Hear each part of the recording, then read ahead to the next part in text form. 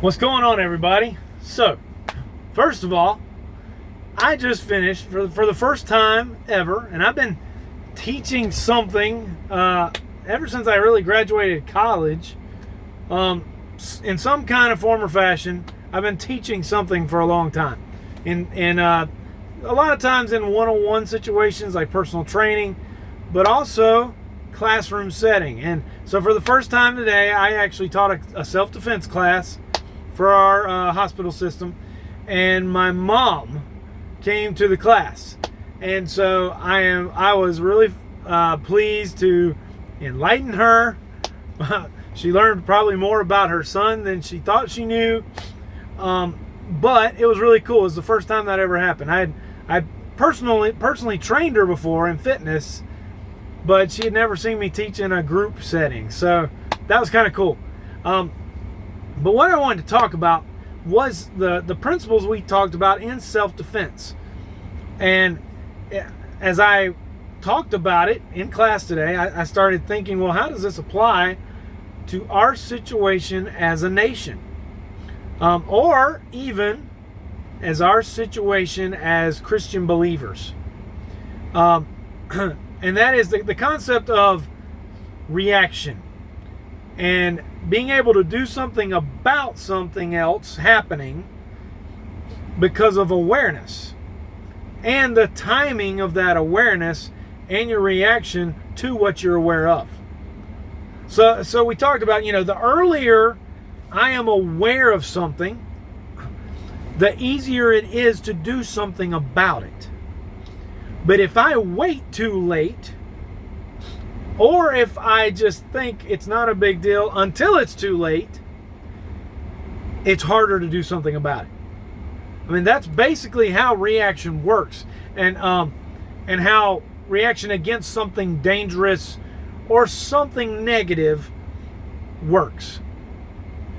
And so, for example, a guy standing across the street or further down the sidewalk who all of a sudden runs and charges at me, I have the opportunity to either intercept him coming and kick him real hard, or get out of the way and do something to him so that I can go away, right, and get away. That's self-defense, right? So if our nation,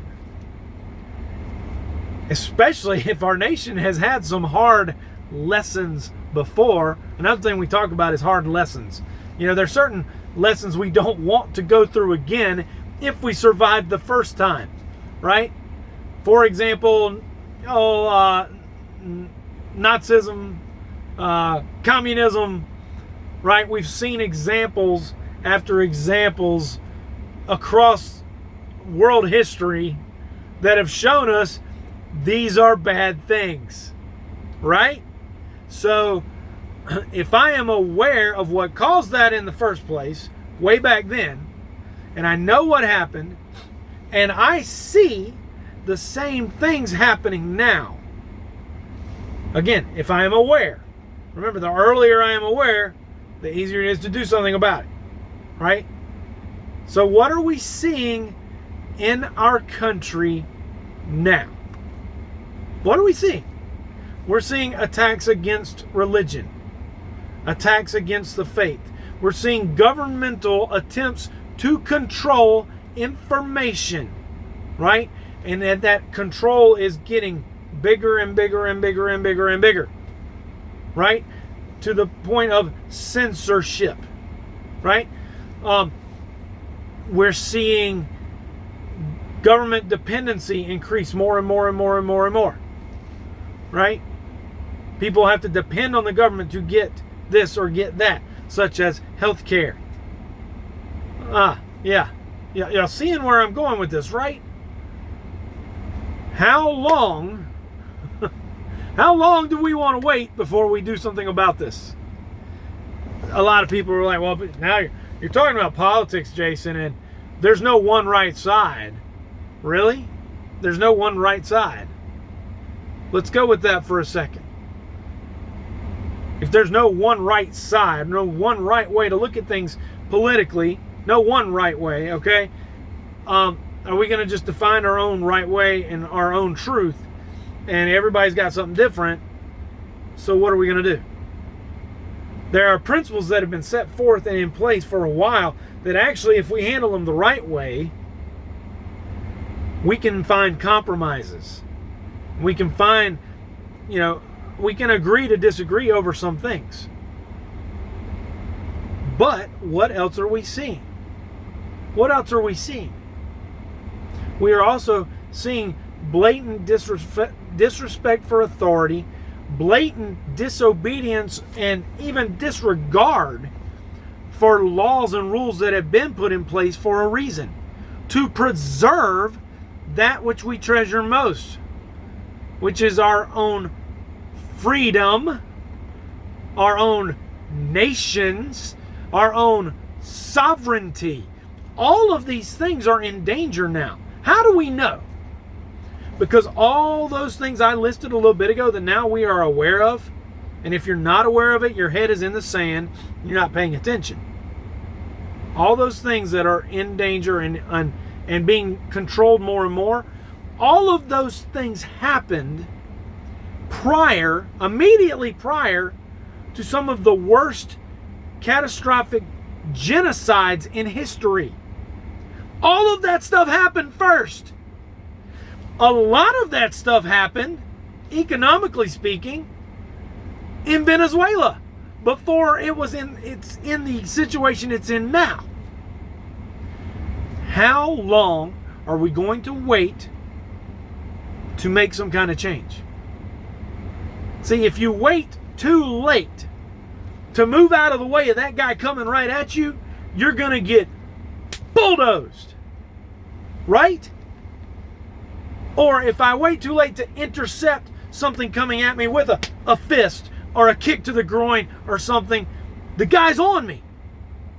And it might be too late depending on the size of that guy and the strength of that guy and my size and my strength, the variable between us. Right? Does anybody see where I'm going with this? Do you see what kind of philosophy I'm talking about here? We already know that conflict happens. We know that there are disagreements. We get it. But there are certain changes that it's still not too late. We could do some things. So let's face it, all right? You have your far right, which really nobody condones the far right. Nobody. The right-wingers don't condone the far right. Your true neo-Nazis, your real racists, your KKK type, your racist gangs, that kind of thing. Nobody condones that. Your right-wing Christians don't condone that violence at all. They don't accept it at all. And of course the left wing doesn't accept that. You go on the other side, the far left. The far left. We're talking Antifa. You're talking about the rioters. We're talking about the gang members that want to say, you know what? You cops are all corrupt, so we're out to kill all of y'all. That's the other side. You think there's a whole lot of objection by the moderate left, just your standard liberals? Is there a whole lot of objection on that side to that stuff? No, there's more like just a blanket denial of the threat. I mean, it's ridiculous. So what do you think's going to happen? We're aware of that threat. We're aware, right? If that escalates, and then at the same time the government steps in and takes away more and more freedom, right? And so you got this blatant disregard for law over here, and you got the government controlling and taking away freedom from people who are trying to follow the rules and do what's right. You got the far right doing their violence that's not condoned by anybody, and it's awful, and nobody wants it, nobody really allows it, but sometimes it happens. And you've got these people who are trying to do what's right, somewhere in the middle. And we don't do anything to change or address these ideas of the far right, far left. We don't do anything about it. What happens? It's going to escalate to a boiling point. And see, our government body, really, the legislators, really, if you want to get right down to it, it hasn't been the presidents. I mean, Obama has his own agenda and he's as evil can be, but there are people way more corrupt, way more evil than he could ever be. And, you know, if you think Trump is evil, whatever, still, he's just one man. Our congressmen, the people who have really taken a lifelong career of politics and make millions of dollars off the backs of Americans, and then continue to insist on making more and more rules of control to take away freedom, and ignore the real threat of the far left over here, those are your real bad apples. And if we continue to let them have their way, and if we don't change our mindset, just like in self-defense, you self-defense gurus out there, you know what I'm talking about. You got the wrong mindset, you're not going to know what to do when crap hits the fan. Because you didn't address the threat the right way in the first place. So this is going to boil over. Violence escalates. It's going to get worse and worse and worse, and then bam, civil war. Yeah, I mean, a friend of mine, Todd, if you're watching, if you see this, please share. I'd love to hear your comments. But we were talking about this. Civil war has happened. History tends to repeat itself. And if we don't do something about the way people think and the way people condone or just deny, ignore the dangers that are happening, if we enable those people, civil war will happen again. And it won't be North versus South. It won't be Trumpsters versus non-Trumpsters. It won't be just Democrat versus Republican. It's going to turn into anarchists versus something else. Something else entirely. So, take that in consideration. That's my 2 cents for the day. But it's a self-defense concept that actually can apply to so much more. We are already aware of the threat, those of us who are paying attention. We're aware. What are we going to do about it? What can you do about it? You might be a moderately liberal person who happens to see, well, Jason's a nice, okay guy. I'll listen to what he has to say. I'm not attacking anybody here. What I am saying is that if things continue the way they are going and we don't change, the end outcome is inevitable. And America will learn a very hard lesson. And will it be a lesson that they can overcome or learn from and be resilient? I don't know. The Christian faith can still apply all these same principles.